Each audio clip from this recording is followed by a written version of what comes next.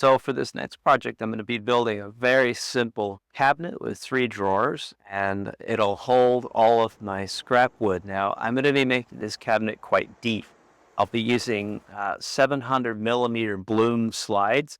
So the longest, I believe these are maybe the longest slides they sell.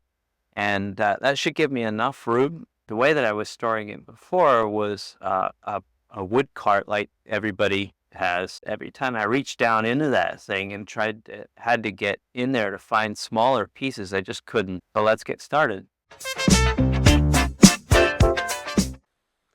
Before I get started, I'm just going to check in with SketchUp quick and make sure I've got all my dimensions, and then grab some plywood and load it up on top of the foam and get ready to start cutting. And here I'm just using a Craig adapter for my circular saw. It works pretty good for these big sheets, which are a bit too big for my table saw, and I really like this method. I've also got a nice blade in there, a cross-cut blade for plywood that leaves a really nice cut. And now I'm just going to go over to the table saw. Once I've got those pieces down to a size I can put through my table saw, then I start to cut the other dimensions. And once I've got everything cut, I label it all with tape to remember which are the sides and which are the tops and bottoms. I'm going to be edge banding the edges of the plywood that will be facing out. So I've got these scraps from a previous project that I'm just going to mill up and make sure that the thickness is roughly 4 or 5 millimeters. And I just trim them to rough length using a hand saw. That's easier, faster. I've only got a few to cut anyways. If you're enjoying this video, please consider clicking the thumbs up button and subscribing if you're not already. When I'm edge banding like this, I like to use these little jigs that I made, holders that have a little over 18 millimeter slots in them. It's just some scrap 2x4 that I have that I cut down and put slots into. And this holds the plywood upright. It makes it a lot easier to work with, and I doesn't take up much room in my shop. I can glue up a lot of these edges and sort of leave them on the side here while they dry, and I can also do the trim routing afterwards.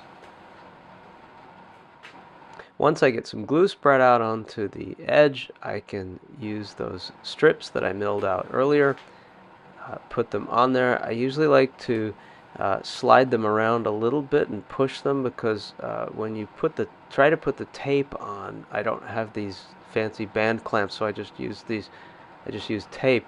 But when you put the tape on, it'll tend to slide around, so I give it a good push with my finger before I put the tape on. And I typically like to leave, yeah, maybe 50 millimeters or so, a few inches in between each piece of tape, and that seems to do the trick.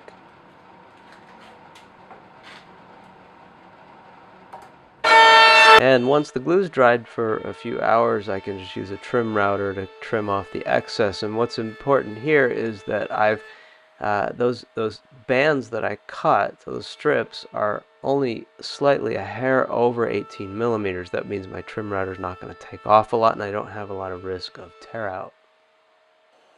And now I can start putting in the pocket holes on all of the cabinet pieces.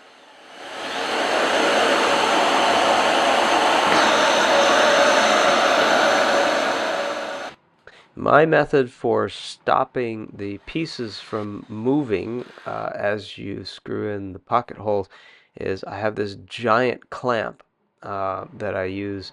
You can see it's in orange in the back now, and that keeps the parts from moving as I put them together.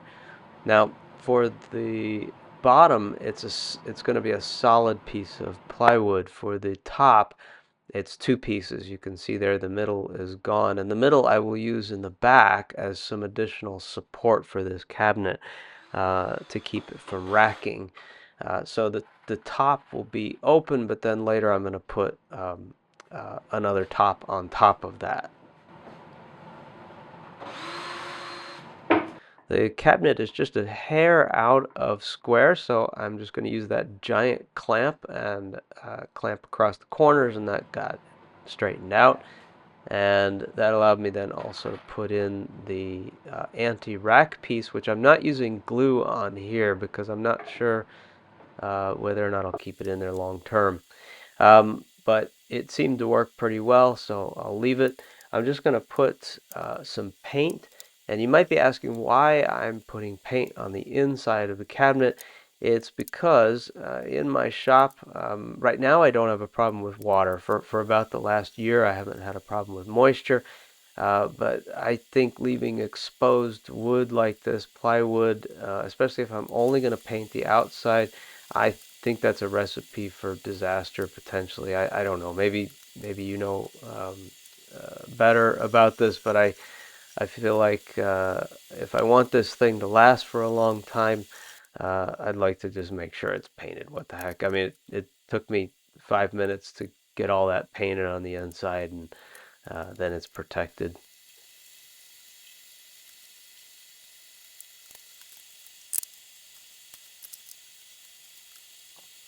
Now, the reason I didn't cut the parts for the drawers in the beginning is because I like to wait until the cabinet is done. That allows me to get a final inside dimension and make sure that it's actually the same all the way around. So here I've just got a couple of Kumiko sticks that I'm using. You can use any two pieces of wood to do this. To get the inside dimension, I just put a piece of tape around those two, and then I'll take them out and measure them. And that will then allow me to go back in and verify before I start cutting the drawers, make sure that I've got the right widths and everything's perfect. This might be overkill, but I find it pretty useful to go back into the Blum e-services software. If you're not familiar with this, it's free. You can go in there and you can configure cabinets and drawers. And I use those new dimensions now for the drawers in here. I update the model, and then I can go and just check out the cut list, and that gives me a good gut check on whether or not I've got the right sizes for all of the drawer parts. And now I can start cutting down for the drawer parts.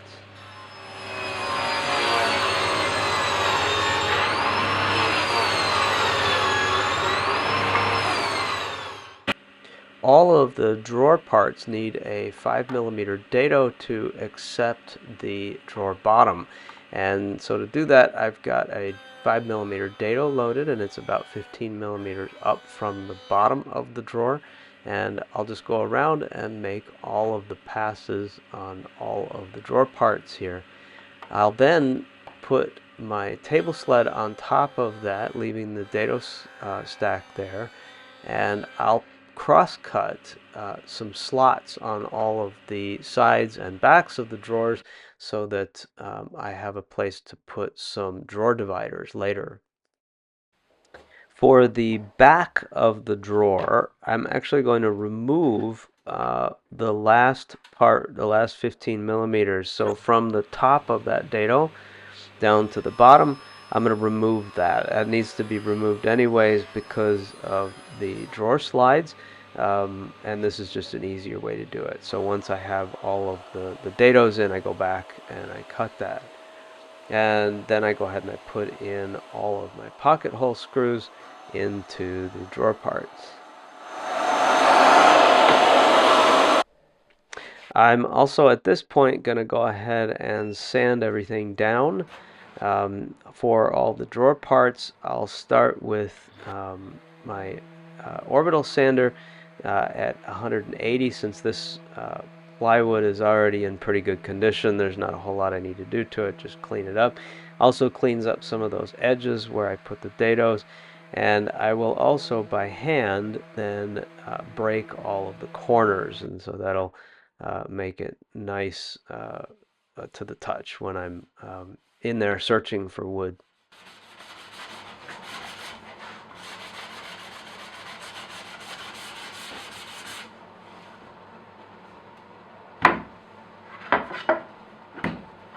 I'm going to be pre-painting the inside of the drawers, which means that I need to tape the edges because I'm going to be gluing along with the pocket holes. I'll be gluing the edges.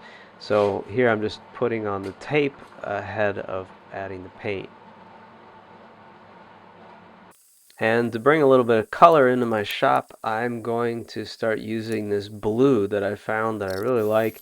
I'm going to be putting this on the inside of drawers and other parts of my shop. And now I just peel away the tape and I've got a nice surface for the glue.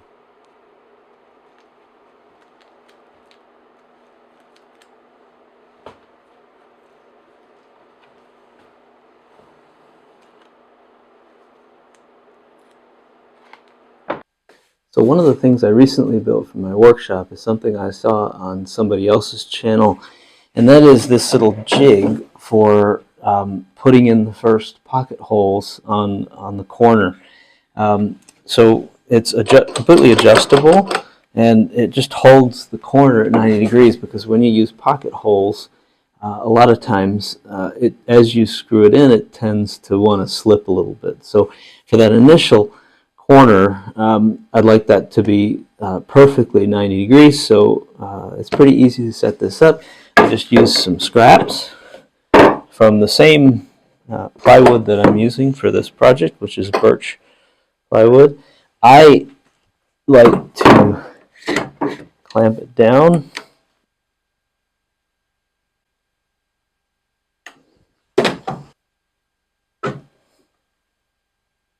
And there we go. It'll be perfectly 90 degrees. It'll hold it while I'm putting the screws in.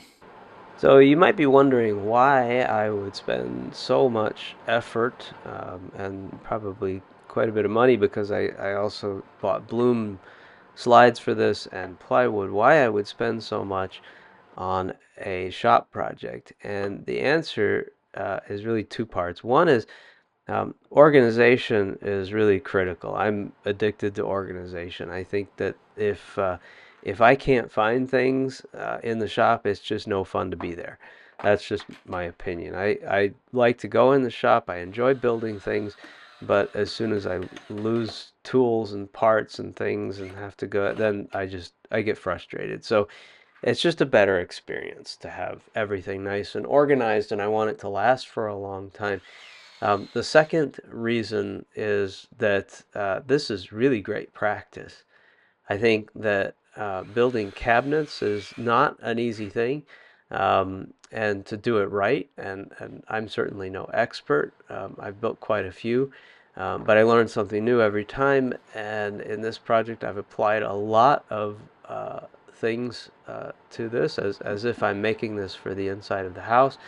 But I think it's just really good practice, and it'll serve me well to to continue to make things at this level. And now that I'm done building out the drawers, it's time to move on to the drawer bases. So I go over to the table saw and cut down some 5mm MDF for the bases. And I am going to go ahead and paint these because, again, I think MDF is really susceptible to moisture, and I just don't want that to droop over time if it gets wet. So I've got some really nice paint here that I'm putting on both sides. While I'm waiting for the paint to dry, I'm going to go ahead and put in these drawer slides. To do this, I've just created a little fixture there that I'm going to use to hold up, or a jig to hold up the slide while I screw it in. Both ends of this are the exact same length, so I know that the slide will be not tilted or at an angle from front to back, and I can use this same jig on both sides to put in, starting with the top slide, and then I'll cut that jig down a little bit and use it for the middle slide, and then the bottom slide just sits on the bottom of the cabinet.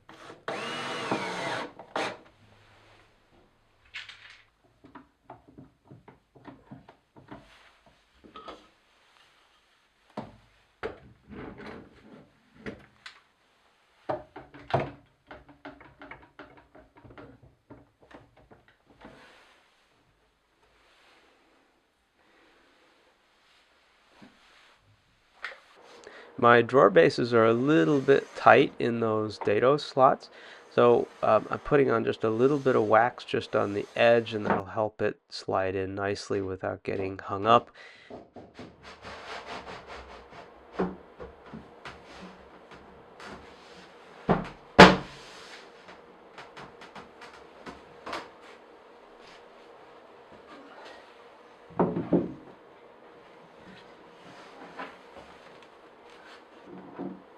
And now I'll just go back in, pre-drill some holes, and put some screws through the base, the bottom of the drawer, and into the back part of the drawer. Remember, we cut that short.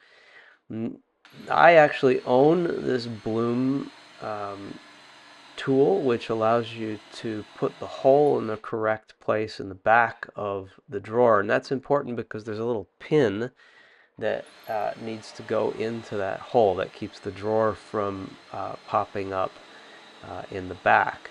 So that same tool that I have from Blum there, that orange piece of plastic, also turns on the side and allows me to drill the angled holes that hold the clips for the bottom of the drawer.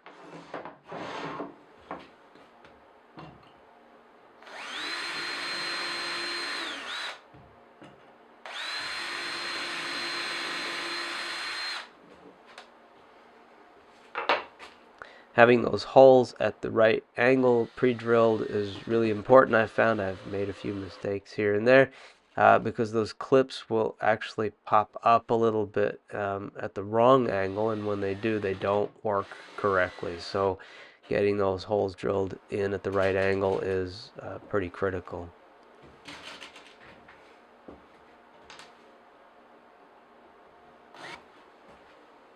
And time for a test fit, see how the drawer slides in.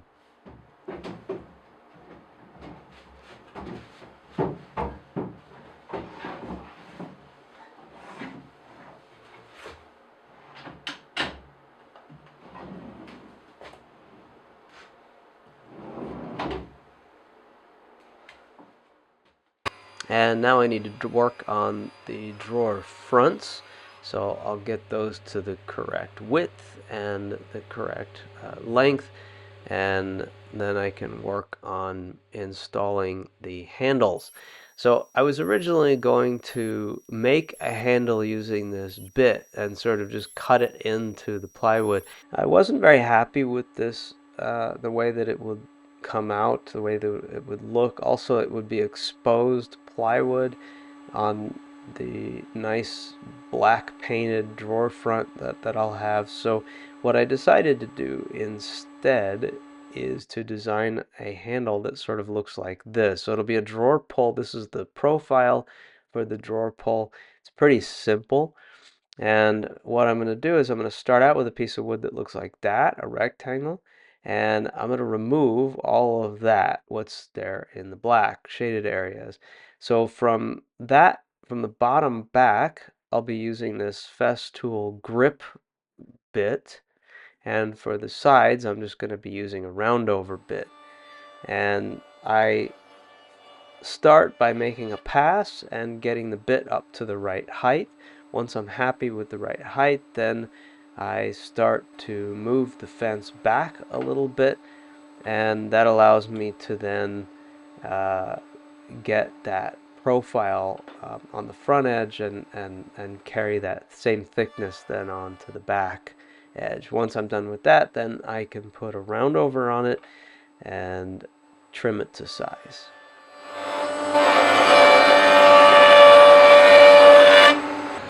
And there we go, something like that. It took me only about 10 minutes to make this grip.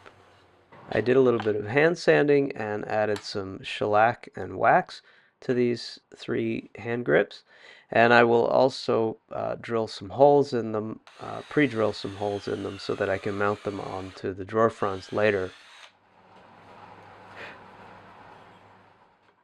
I just used my crosscut sled to cut some slots onto the top of the drawers that will hold the handle for the drawers. Again, a little bit of sanding and some hand sanding to break all of the corners before I go on to paint. The inside of the drawer front will be painted blue, and for the outside I'll paint that black to match the rest of the cabinet.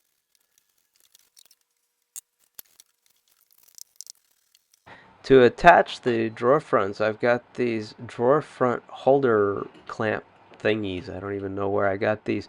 They're pretty cheaply made, but they work really well to hold the drawer front on. Once I get the drawer front in the right position on the bottom, I can go ahead and I can screw that in.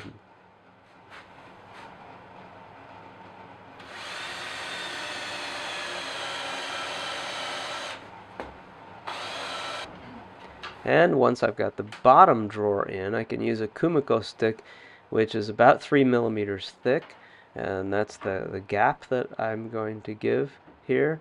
And I can put the other drawer right on top of it. I can use those same clamps to hold the drawer in place as I pull the drawer out, the bottom drawer and the top drawer. And then I can go ahead and repeat the same thing, putting in screws and attaching the drawer front.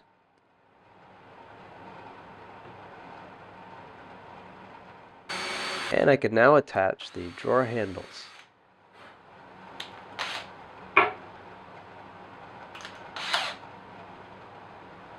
The back of this cabinet isn't necessarily structural because I've got such a wide anti-rack piece there in the top. But I do go ahead and add in the backer. That'll just keep dust from building up on the inside, and it's MDF, so I paint that as well.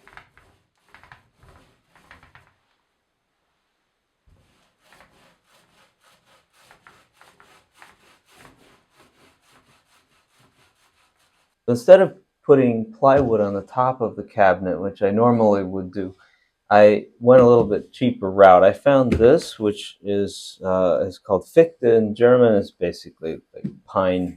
It's pretty basic, but it's already pre-milled. It was really cheap.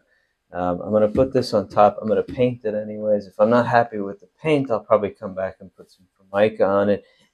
I really don't know how much I'm going to be using the top of this cabinet. It's going to be underneath the table saw, and there's not going to be a lot of room under there. So I think paint will just be fine. I'm not going to see it. I'm rarely going to pull the cabinet out, I think.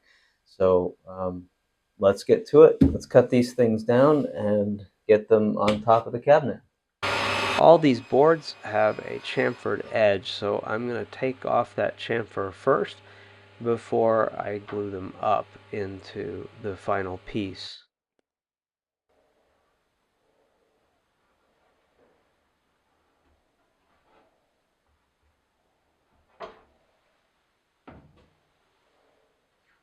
Once the top is dry, I can go ahead and I can mark it on the cabinet so that I can cut it down to size.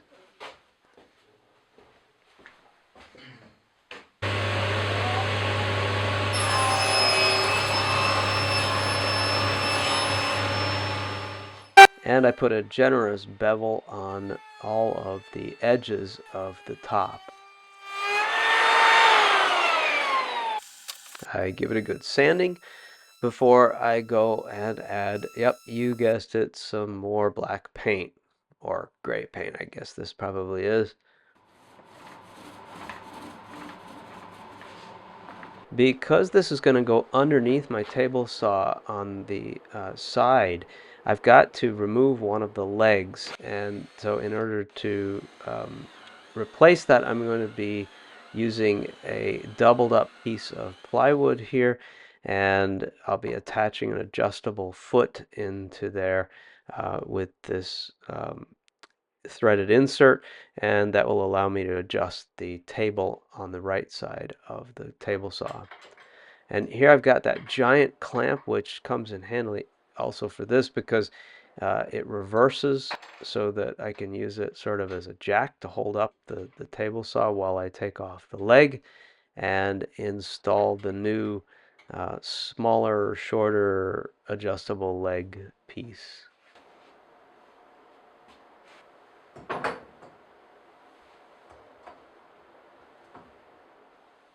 And now that the top is dry, I can go ahead and mount that to the cart and put some screws in it so that it's permanent. I cut some MDF, some of that 5mm MDF down to size, and I'll use that as the drawer dividers. I think I'm only going to go with the short drawer dividers for now, although I could always switch to the long drawer dividers if I need to, and this will give me enough, I think probably enough space for right now. And now for time for a little bit of cleanup and some organization.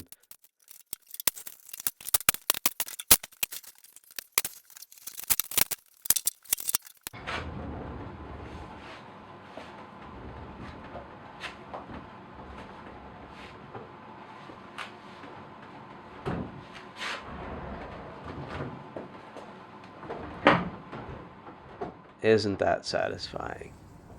And now here's that adjustable foot that I've got to adjust the table saw. I'll just check that again to make sure that everything is flat, and that should hold it quite nicely.